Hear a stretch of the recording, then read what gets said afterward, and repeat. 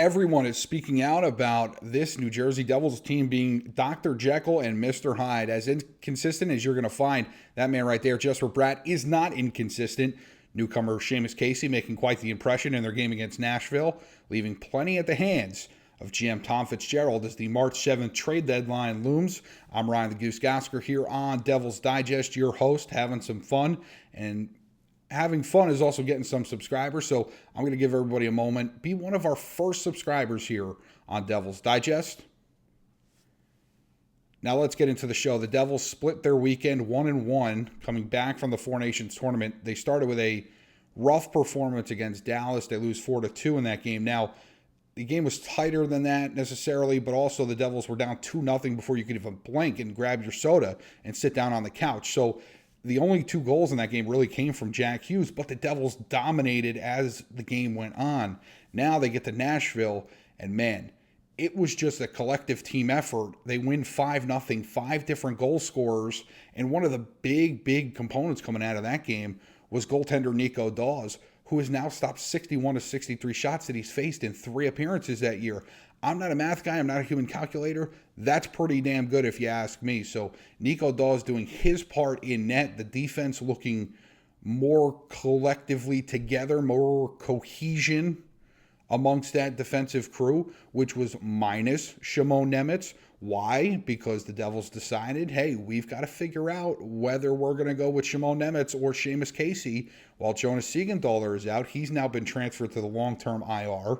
So we'll see if the Devils decide to go Vegas style and try to use some of that money. I'm kidding a little bit, but we'll see. Mark Stone's still playing hockey, I believe.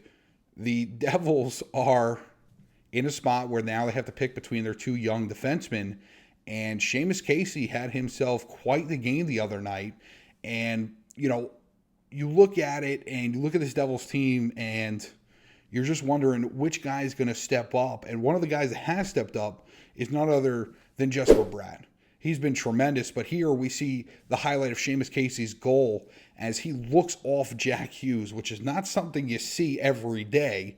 And he certainly joked about it in the postgame, but now you look at some of Jesper Bratt's stats here, you're talking about the true unsung hero of this team when it comes to just does the dirty work. And you can see the points at 66, and maybe that needs to be adjusted here or there, but he's going to be a over point per game player in the National Hockey League, and that's all you can ask for. The guy was a 6th-round pick. So Jesper Bratt has just been an excellent story for this team and truly the unsung hero. However, let's get back to Seamus Casey just a little bit. He is the newcomer to the bunch, right? So much promise and so much hype and so much talent, right? Him and Luke Hughes went to school together, this, that, and the other thing. Shimon Nemec was terrible on Saturday night against the Stars. So Seamus Casey really walked into this opportunity, and boy, did he deliver. And that's now 4 goals in 9 career NHL games. Again, you don't have to be a math major to understand that that's a really good ratio there. You're scoring once every just over 2 games. So the Devils certainly, trying to find the defensive pairing that works. And now they're on a big, West Coast type road trip here. They're going to need to figure out this defensive end. And if Seamus Casey's the answer, then he's got to be the guy in the lineup every day. And I know head coach Sheldon Keefe is trying to figure that out, right? There's so much going through Sheldon Keefe's mind, right? You got the trade deadline looming, and yes, Tom Fitzgerald is going to handle the trades and everything like that, but he's got to deal with players coming in and out of the lineup and who's available, who's going to get traded, this, that, and the other thing. So he's mixing up lines and everything like that, just trying to get guys in the right spot, right? Shimon Nemec, bad. Seamus Casey in, does good. So it's really a tough thing. And just going back to our overall theme of the day, the Devils are the Dr. Jekyll and Mr. Hyde of potentially sports. Potentially, but certainly they are the Dr. Jekyll and Mr. Hyde of the NHL because they are just as up and down as you can imagine. And just taking a look here, this Devils team is 1-6-1 in the second half of the back-to-back. Now, this was before the Nashville game, this tweet by Christie. They are now 2-6-1 after a back-to-back. Still not great, but obviously you get 2 points out of it. So it was a good weekend. They got 2 points out of this weekend, not 4, which would have made it great, or even 3 I would call great. But they got 2. They salvaged 2. But this team is just up and down, up and down. And I even heard Bill Spalding and Ken Danikel talk about it on the broadcast. They said, well, this goaltending has really held the Devils together to a 500 record since Jacob Markstrom went out. And it's just like, but with the aspirations and the goals of this team and this fan base, and everybody wants to make it as far as we possibly can, that's not good enough. 500 is not good enough, and it won't be good enough moving forward. So this team has to figure out a way to get better. Now, some lighter news, some big news. As I mentioned, Nico Daws' his first career NHL shutout. So shout out to that man. Shout out to that man with the shutout, as he was excellent in net against the Predators. But also I came across this cool stat in the Nashville game. I don't know if anybody caught this during the broadcast, but Andre Platt scored in this game. Dougie Hamilton had one of the assists. They both earned their 500th career point on the same goal. That has never happened in NHL history. And the only time it's happened in the same game was once, as you can see here on the stat. I believe it was Scott Gomez and someone else in 2008. So that is just quite the feat for the Devils with which hockey, some of the stuff you just kind of luck into, and certainly that was one of them. And both of these guys, Hamilton had a goal later in this game. Both of these guys are X factors in this team getting out of this rut and out of this 500 is good enough and out of this Dr. Jekyll and Mr. Hyde type attitude is these guys, these fringe guys who are good players. Sometimes they have great features like the Dougie shot. If you ever went to a Devils game and you're ever around Section 132, I'm the guy yelling, let Dougie shoot. Because when Dougie shoots, good things seem to happen. He's got 15 shots in these two games this weekend. The guy is just letting it rip. I don't know who talked to him. I'm not going to say it was my agent because it wasn't.